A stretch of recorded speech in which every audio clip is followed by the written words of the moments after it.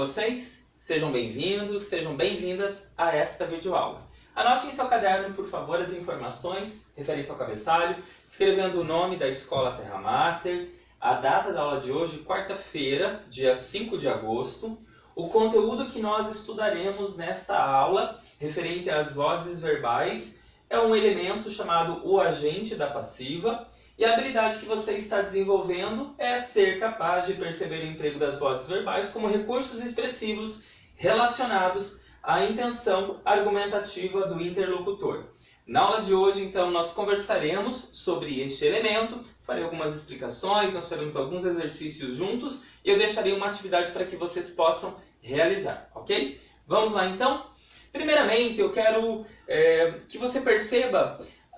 que você preste atenção a este termo aqui, agente, né? Tudo junto, o A sem espaço entre o gente, né?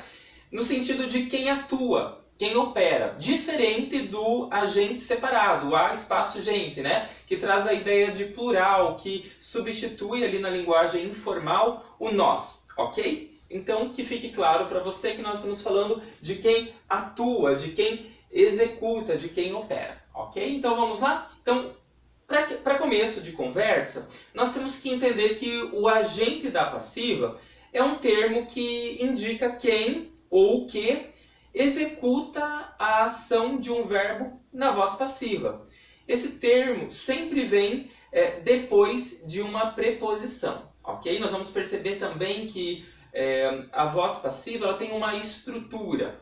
Nós vamos conhecer isso daqui a pouquinho. Então, observe essas duas frases. João comprou a vitamina. E a outra, a vitamina foi comprada por João.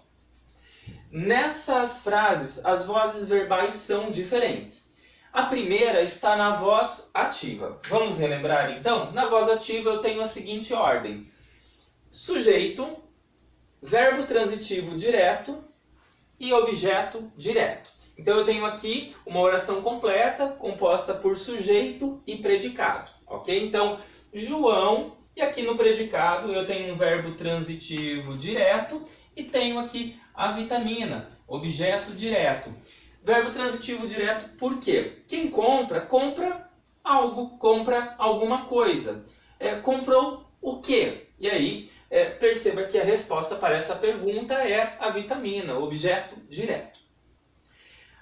Na voz passiva, eu tenho uma estrutura e é importante que você coloque essa estrutura aí no seu caderno, quando você for fazer algum exercício transformando a voz ativa na passiva, que você tenha essa estrutura como exemplo, ok? Então perceba que o que é objeto direto na voz passiva, na voz ativa, passa a ser sujeito paciente na voz passiva.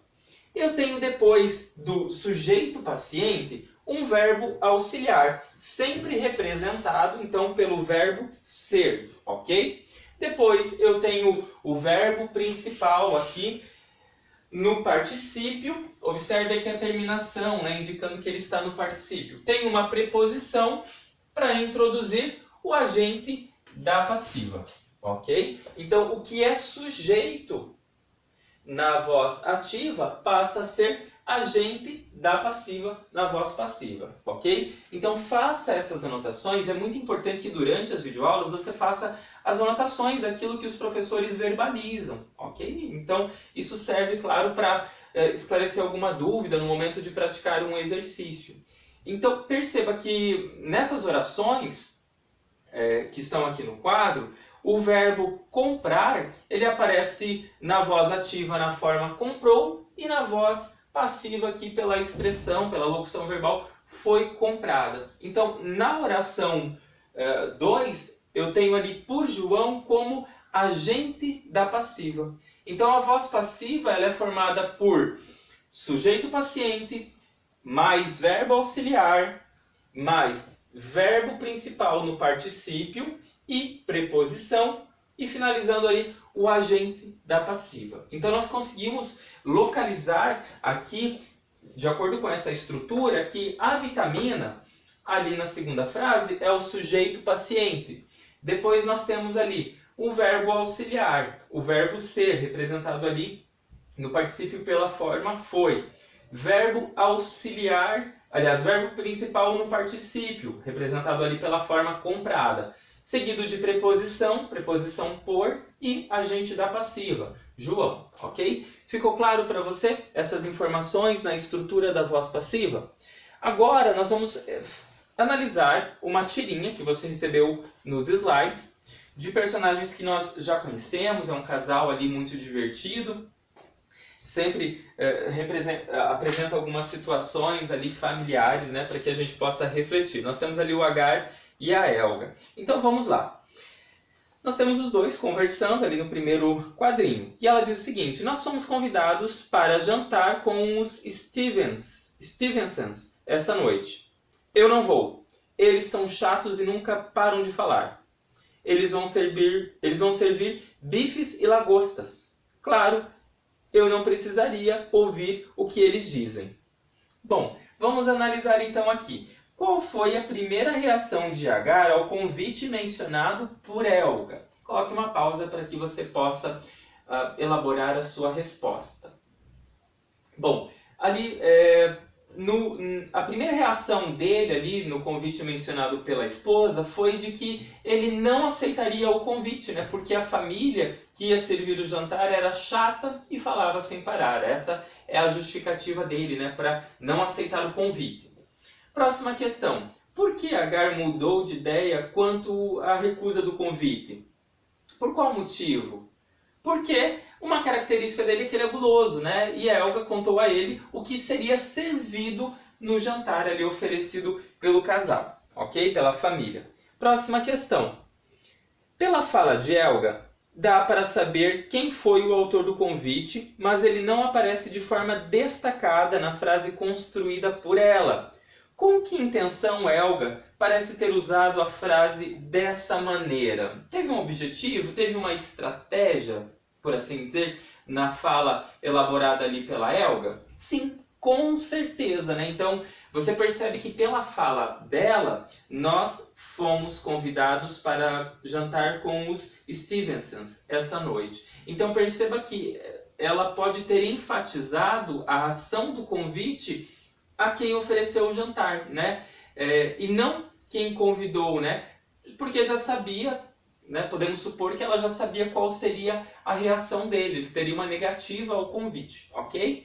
Então você percebe que a primeira fala da Helga, ela apresenta uma oração que está na voz passiva. Ela omite intencionalmente o agente que expressa a ação. Observe agora como ficaria a oração se Helga tivesse contado a Agar os autores do convite. Você tem aí no slide, então acompanhe comigo.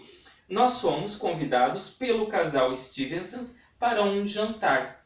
Ficaria dessa forma. Então, o elemento que expressa o agente da ação na voz passiva chama-se agente da passiva. Então, o que é o agente da passiva? Escreva no seu caderno. Aquele que, na voz passiva, pratica a ação verbal, ok? Então, o agente da passiva é aquele que pratica a ação verbal, ok? Faça essa anotação para que você obtenha sempre essas informações no caderno no momento em que necessitar. Então, vamos observar aqui que nós temos duas frases que você também tem aí no seu slide. Muita gente conhece os costumes de Agar. Essa frase você percebe que ela está na voz ativa. E na voz seguinte ali, os costumes de Agar são conhecidos por muita gente. Essa frase se encontra na voz passiva. Então perceba que o sujeito ali, muita gente, na primeira frase, acaba se tornando agente da passiva na voz passiva e que ele é introduzido por uma preposição, ok? Então, nós temos ali uma diferença na escolha de voz, ok? Então, a primeira na voz ativa, a segunda na voz ativa. O sujeito da oração na voz ativa torna-se agente da passiva quando está na voz passiva, ok? Ficou claro para você essa diferença na formação da frase? Conhecer um pouquinho mais sobre a característica desse elemento? Bom, é importante que você perceba que nem sempre o agente da passiva, ele aparece expresso na oração, né? Ele pode ser omitido para indeterminado sujeito, e aí nesse caso a oração correspondente na voz ativa tem o verbo na terceira pessoa do plural. Então, por exemplo, se eu dissesse assim, a comida de Helga foi escondida. Na voz ativa, ficaria esconderam a comida de Helga, ok? Então, perceba que nem sempre o sujeito ele aparece expresso. Em alguns casos ele pode ser omitido. Como atividade, eu quero que vocês realizem a leitura, primeiramente, do tópico O Agente da Passiva, que está na página 9 do seu MD, okay? Que você possa ler esse tópico para compreender melhor a explicação que eu trouxe aqui hoje na aula. E depois eu quero que você realize os exercícios que estão na página 10, na seção parada obrigatória. Você realizará os exercícios, anote aí, 5, 6, 7 e 8 e também o exercício 9, ok? Então, esses exercícios 5, 6, 7, 8 e 9. Então, do 5 ao 9, nós faremos a correção desses exercícios na aula de amanhã, ok? Então, elabore a resolução desses exercícios para que amanhã nós possamos corrigi-los, ok? Desejo a você bons estudos e até a nossa próxima videoaula. Um grande abraço!